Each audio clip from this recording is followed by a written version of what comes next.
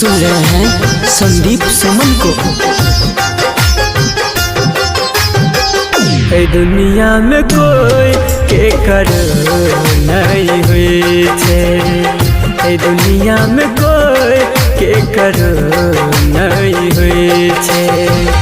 यार प्यार दुनू धोखा एक दिन दे छे, यार प्यार दुनू धोखा एक दिन दे छे। दुनिया में कोई के कर नहीं हुई छे, दुनिया में कोई के कर नहीं हुई छे।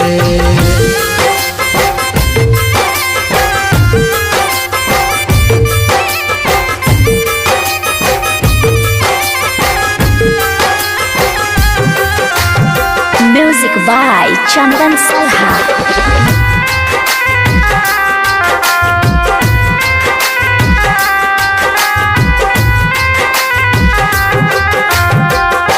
मतलब ला सब लोग करे छे याद, हालो ने पूछे छे किछ दिन बाद।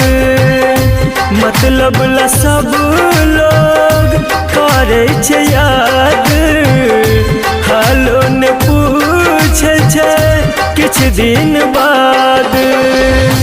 जालिम छे दुनिया जाने छे सब, गरीब के भरोसा उठ गल आब।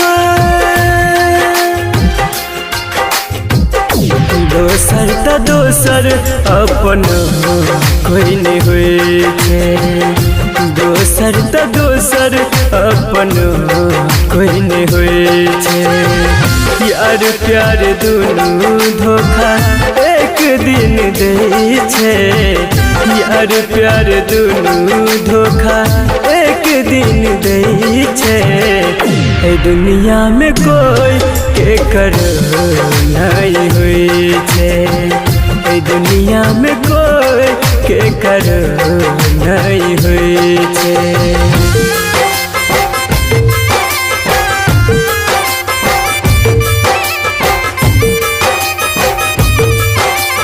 आप सुन रहे हैं संदीप सुमन को। Music by Chandan Salha।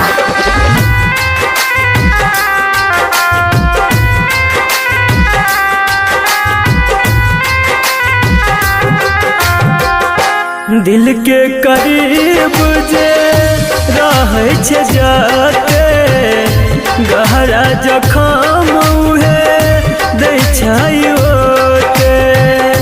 दिल के करीब जे रहे छे जाते, गहरा जखम उहे दै छै ओते।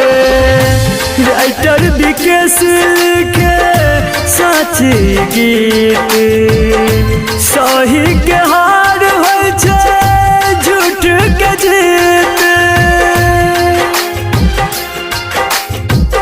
संदीप मनुआ से हो सब जानै छे, संदीप प्रमोद से हो सब जानै छे। यार प्यार दुनू धोखा एक दिन दे छे, यार प्यार दुनू धोखा एक दिन दे छे। दुनिया में कोई के कर नहीं हुई छे, दुनिया में कोई के कर नहीं हुई छे।